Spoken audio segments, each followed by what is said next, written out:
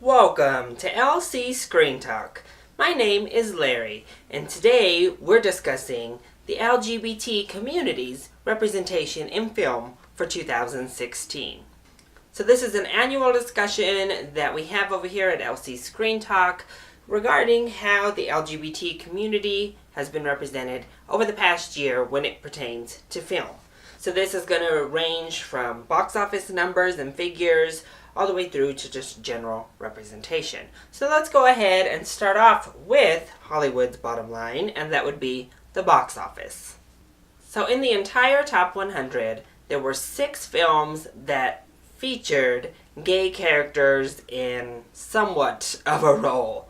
And that is a generous 6, because I am including Finding Dory in there. And we all know the controversy that sparked with those 2 women who were perceived to be a lesbian couple pushing that baby stroller popped up in the trailers. But clearly that film is a positive representation for the LGBT community, with the main character of Dory voiced by Ellen DeGeneres, one of the most famous lesbians on planet Earth. So the other films that had gay or lesbian characters in the top 100 included Star Trek Beyond with Sulu, which was a controversial choice, even from George Takei himself, but a choice that I thought was done very well. Independence Day Resurgence, Allied, Sausage Party, and Mother's Day. So looking at these numbers, a few things stand out. First off, the majority of these representations are positive. When it comes to Independence Day Resurgence, Star Trek Beyond, and Allied, those characters all just kind of inconsequentially were involved in a same-sex relationship. There was never a deal made about, oh my gosh, they're gay characters. There wasn't even a mention of sexuality. They were just greeted by their significant other. In Independence Day Resurgence, the love story actually took up a bit of screen time because it was one of our main characters that was gay. So it was extremely positive to be seen. And then with Allied, his sister was just there. She was just part of the family, somebody he confided in. She didn't have all that much screen time, but again, nothing was really brought up about it. Then we look at Mother's Day, and I think that the lesbian couple in that film also were portrayed really well. I thought they were portrayed with kindness. I thought they just kind of were a normal couple, a little bit stereotypical, but their storyline was much more cliched. It revolved around coming out to their hillbilly hick town parents who clearly weren't going to be okay with it. And then we get to Sausage Party, the final film that featured at least one, for sure, gay character. And that's where the positivity stops. So this little lesbian taco, voiced by Salma Hayek, was just pretty much a horrible representation and a huge, 5 step backwards for the whole community. She is represented as a completely predatory, creature throughout the entire thing, to the point that she even takes advantage of the woman she's been trying to convert or pursue the entire film. I mean, it was a horrible, horrible representation of putting the LGBT community back in that whole sexual predator bubble. Furthermore, the little Twinkie, of course, was a gay boy twink. The entire fruit section were gay choir fruits.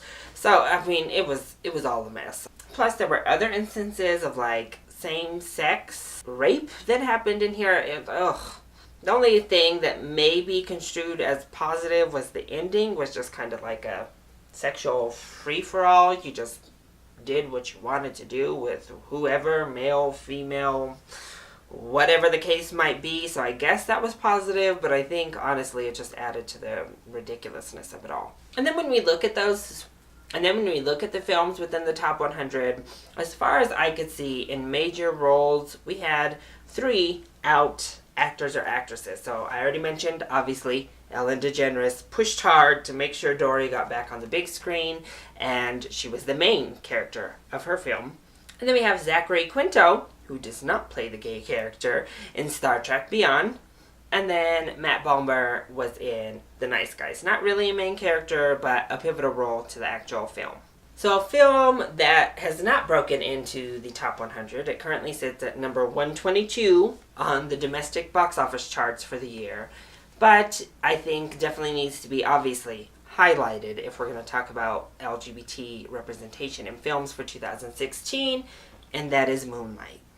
This film was such a breakthrough in the fact that it was an amazingly progressive, positive image for the LGBT community, which featured an almost entirely black community and in turn a black young man coming out as gay and like experiencing that, which is still pretty novel in Hollywood. But the film just handled it in such an intimate and subtle way. It was never pushed in your face, and it was a very relatable experience as you watch the film to anybody watching the film. Plus, as we move into award season, it's a very progressive film, not only for the African American community to be seeing a predominantly black film getting nominated, but, and again, a film centered around sexuality and sexual identity being the front runner in many cases heading into Oscars. But I think when I look at the representation overall, one thing that was positive is that lesbian couples were brought to the forefront and they weren't sexualized. As I said, in all of those different circumstances where it was a positive experience, they weren't like made to look like really sexy, and they also weren't the reverse. They weren't like butch lumberjack women. In each of those movies, including Mother's Day, they just kind of were regular women. So to go along with that, I kind of wanted to talk about how this all seeped into the online community and the fun that was had with creating gay characters in the online community. So first, J.J. Abrams kind of came out and said, there will be a gay character in Star Wars Episode 8. And of course, that sparked huge discussion. There had already been fan art about Poe and Finn, like shipping that little relationship, and just kind of Poe in general. It's what I'm personally hoping for. But that just sparked big discussion, and we'll see if 2017 actually produces that character that J.J. Abrams talked about.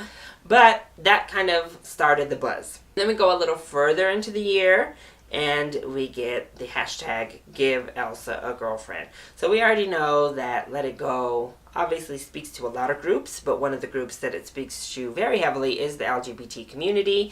And it was nice seeing a female princess not have any sort of love interest and just kind of be doing her own little thing.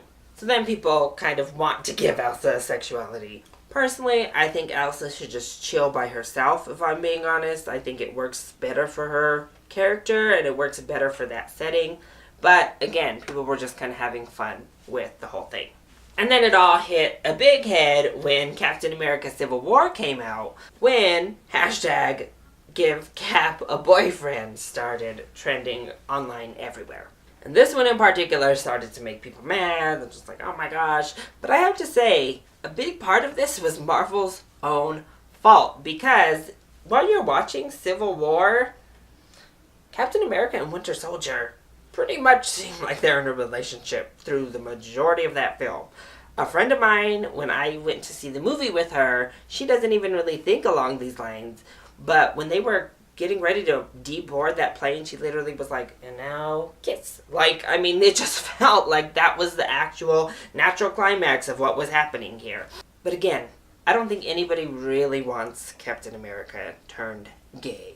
And they don't really want that. It was just a fun kind of internet meme and internet poking fun at what it is that Marvel themselves had just created. But here's the thing. That leads us right into the big problem that still persists. So we had Independence Day Resurgence really be the innovator with how they handled it this past year, but in comic book movies, in these big action tentpoles, we're still not having anyone from the LGBT community represented as the main part of the group. It happened in Star Trek, but it kind of was tacked on. It was a nice nod and homage to George Takei himself, but it definitely was tacked on. It wasn't part of the character, any sort of intro part of him. In the rest of these cases, they were all peripheral characters. They were inconsequential. They maybe spoke a couple times. They had like 5 minutes speaking time. But Independence Day Resurgence was the only one to have somebody that really was a part of saving the world be part of the community. Unfortunately, that got ripped to shreds. It wasn't that great a movie, and it didn't do all that great at the box office. But I think these fervors online just show how much the community wants representation in film. I think if you're a white, straight man or woman, it can be hard to understand just how much representation matters. And I know white, straight women also definitely get these moments, like with Ghostbusters this year and with Wonder Woman resurging, or as we just saw with Carrie Fisher, what an amazing impact she had on young women. But just being able to see somebody who identifies somewhat the same way that you do, somebody you can see yourself in and feel normalized and feel like you are okay, that you have heroes out there, that people like you save the world, especially when you're younger, it's invaluable. It truly, really is. And I think that's why the superhero genre and the big blockbusters, really, we have to break through there, because that's an area where it's just not happening, or when they try, unfortunately, they try in a terrible movie and nobody sees it. And it's the same thing with people with disabilities. I don't have a video specifically about physical or mental disabilities, but that's why things like Me Before You are so infuriating and so frustrating, because that community, even more than all of these other communities, is completely underserved, completely invisible to Hollywood. And when they are there, they're just kind of on the outskirts. We don't get to see them as the hero unless they're Professor Xavier. So we have a lot of work to do. Representation matters. And the LGBT community, while it continues to have strides in a lot of ways in culture, this is still a hurdle that we're trying to push forward and get over. But I'm happy none of these characters got, devolved into the sassy gay best friend or the super sexy I'm a lesbian just to give fantasies to the straight men type of stereotypes. So that has been my discussion of the LGBT community's representation in film for 2016. What did you think of the entire topic? What do you think of the numbers that were discussed, or the characters and the films that were discussed, and what the outlook looks like moving forward? Go ahead, get in on the discussion, get on the input. We need to keep pushing this discussion forward, so I would love to hear from you, either in the comment section down below or hit me up on Twitter. I love you all so much for your support. Mwah. Thank you for watching, and I'll see you next time. Bye!